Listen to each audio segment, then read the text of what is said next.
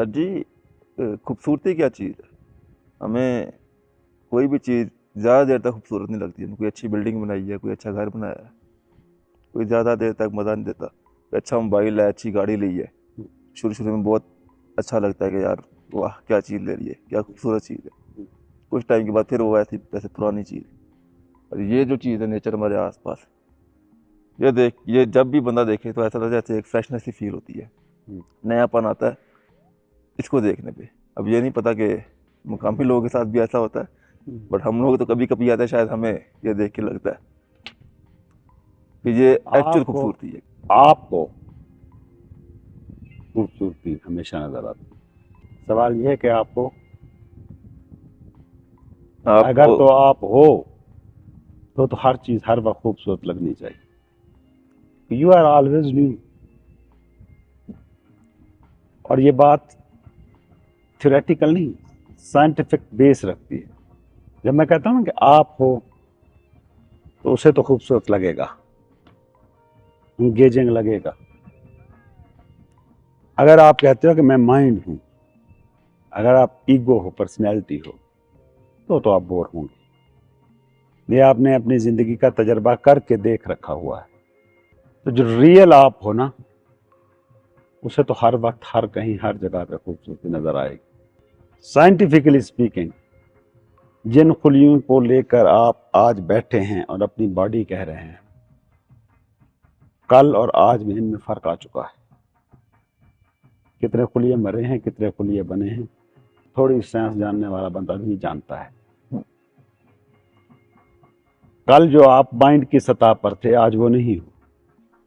Mind में कुछ नए नर्व कनेक्शंस बने हैं, आप सफर कर रहे हो, लोगों को देख रहे हो, नए कल्चर को देख रहे हो, नई नया लैंडस्केप सामने है।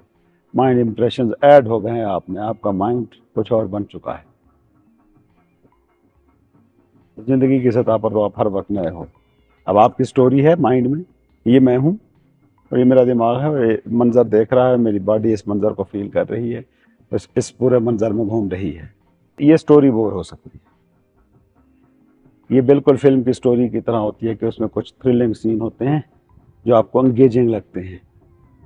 रोंगटे खड़े हो गए जी, मेरी आंख में आंसू आ गए, या मेरा हंस हंस कर बुरा हाल हो गया। कोई आपका इमोशन जिसे वो सही तरीके से बाहर निकाल पाया, फिल्म का सीन, वो आपको एंगेजिंग लगता है। फिल्म में तो ये होगा, उसमें गाहे गाहे सीन आएंगे जो एंगेजिंग होंगे। दुनिया में आज तक कोई भी डायरेक्टर ऐसी फिल्म नहीं बना पाया जिसके सारे सीन एंगेजिंग बनाए तो कोई सीन एंगेजिंग ना रहे। सारे फिल्म में सिर्फ थ्रिल चल रहा हो ना, हर वक्त थ्रिल, तो वो थ्रिल नहीं रहेगा। तो आप कह रहे तो हैं वो क्या करता है, वो एक बोर्डम का पार्ट फिल्म में ऐड करता है, फिर एक थ्रिलिंग सीन आता है। ड्राइव करते हुए गाड़ी जा रही है, अचानक से कुछ शेर सामने आया, वो जो अचानक से आया है ना, वो थ्रिल का एलिमेंट है जो उसने ऐड कर दी। स्टोरी के साथ हमेशा यही होता है, उसमें एक बड़ा चंक रखना पड़ता है बोर्डम का, ताकि एक थ्रिल को आप फील कर सको। तो हमें लाइफ में भी ऐसे ही रखना पड़ेगा कि पहले बॉर्डम का चंक फील करें फिर खूबसूरती को देखें। माइंड ऐसे ही करेगा। Mind is not you, mind is your story about yourself. आप अपने बारे में जो कहानी है जमा करके मेमोरी बना रहे हैं ना, ये कहानी है, ये बाहर पे डिपेंडेंट है। बार बार मैं एक ही बात कहता हूँ, माइंड आपका नहीं है, माइंड सोसाइटी का है। ईगो आपकी नहीं है, ईगो सोसाइटी की है। तो आप कह रहे हैं इंडिविजुअलिटी एग्जिस्ट ही नहीं करती, पूरा माशरा एक ही है। इंडिविजुअलिटी एज बीइंग तो एग्जिस्ट करती है, एज माइंड नहीं एग्जिस्ट करती।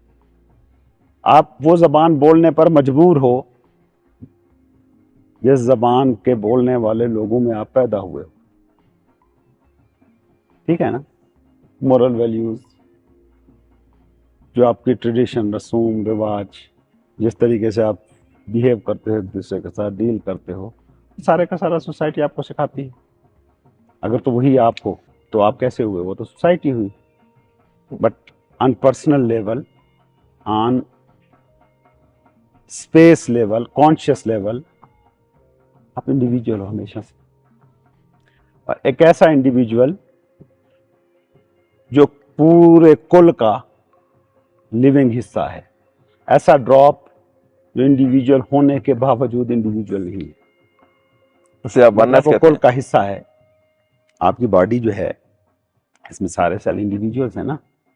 अगर जो सेल बायोलॉजी को जानते हैं उन्हें पता होगा कि सेल में पूरी दुनिया आबाद है। वो सारे फंक्शन जो हमारे जिस्म में चल रहे हैं ना वो एक सेल में भी चल रहे हैं।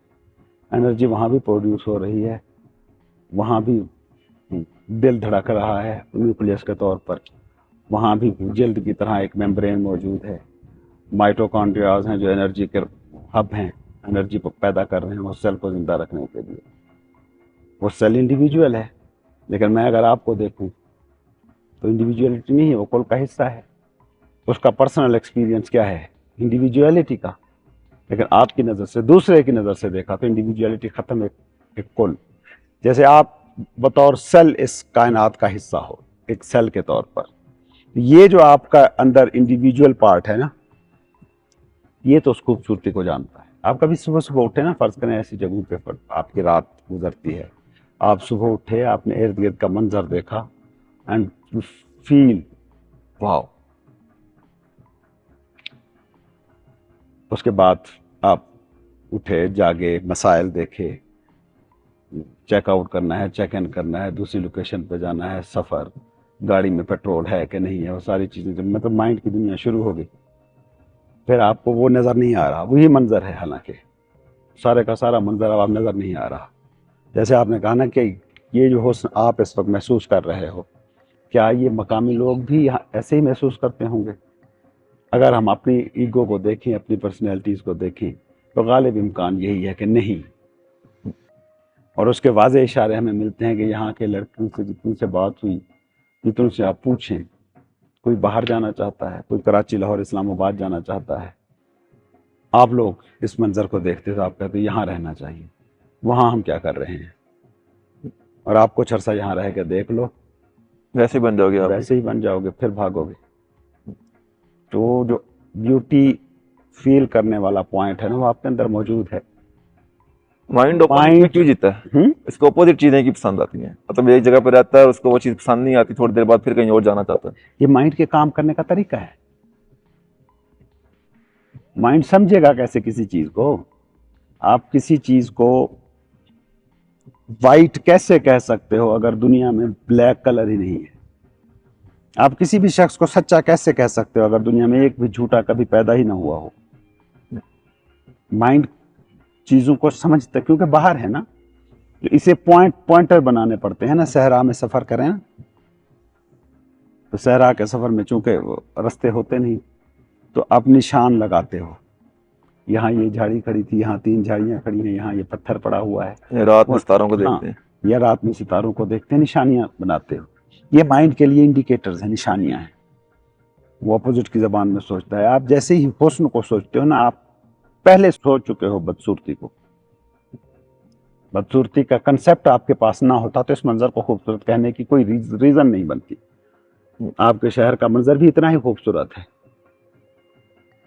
तो हम क्या समझना चाहते हैं जिंदगी से? हम चीजों को कुछ ना कुछ माइंड ना अंडरस्टैंड करने की कोशिश कर रहे हैं, क्या अंडरस्टैंड?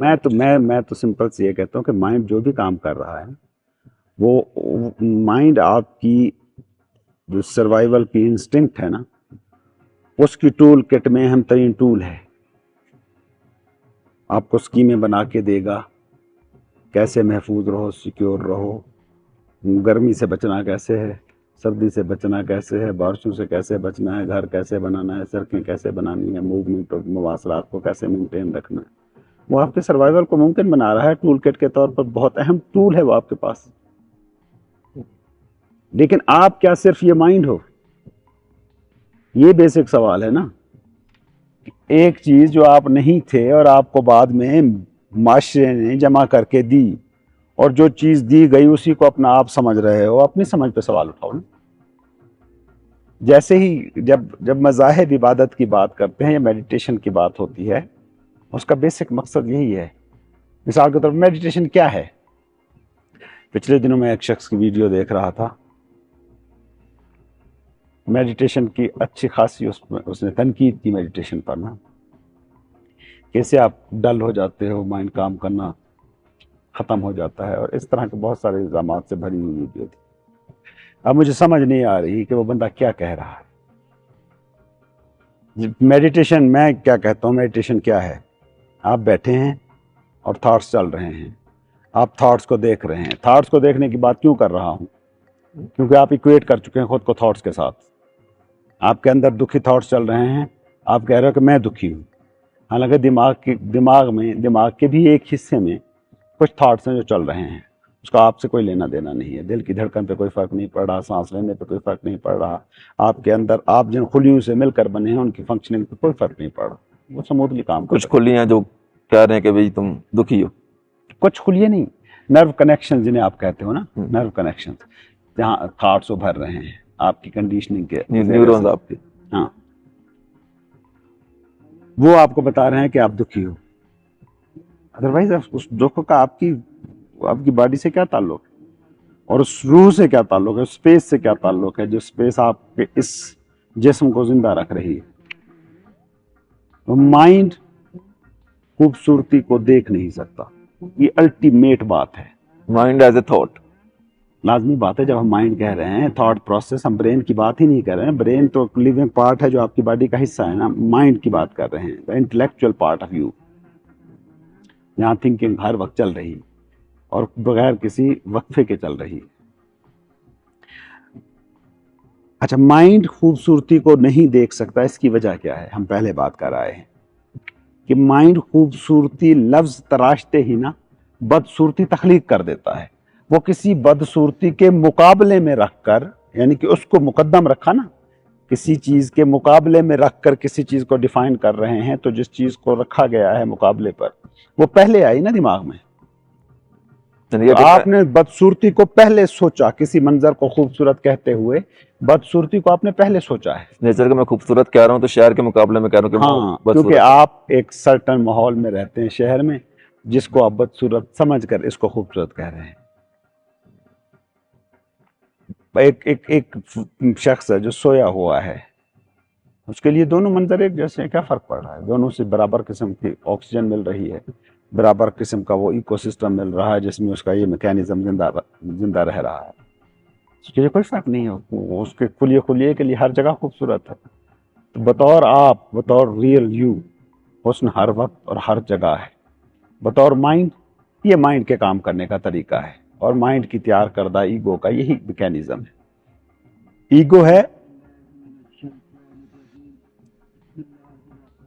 सहरा में आप चल रहे हैं, दूर पानी नजर आ रहा है, आप भागे, वहां तक पहुंचे, पानी आगे चला गया, क्योंकि पानी था नहीं, रेत झिलमिला रही थी। मिराज का जो कंसेप्ट होता है, शराब जिसे आप कहते हो, ईगो ऐसे ही करती है। ये शहर से भागेगी, यहाँ आएगी तो वाह क्या खूबसूरती है। कुछ दिन आप यहाँ रहेंगे, यार किसी और जगह पे चलते हैं, वहां वो चीज नहीं रही, अब पता लग गया कि शराब था। तो माइंड कभी खूबसूरती को देख नहीं सकता। बतौर हस्ती आप हर वक्त खूबसूरत हो। वो एक आयत है ना कुरान की आयत है, कोई हदीस है, अल्लाह हसीन है और हुस्न को पसंद करता है।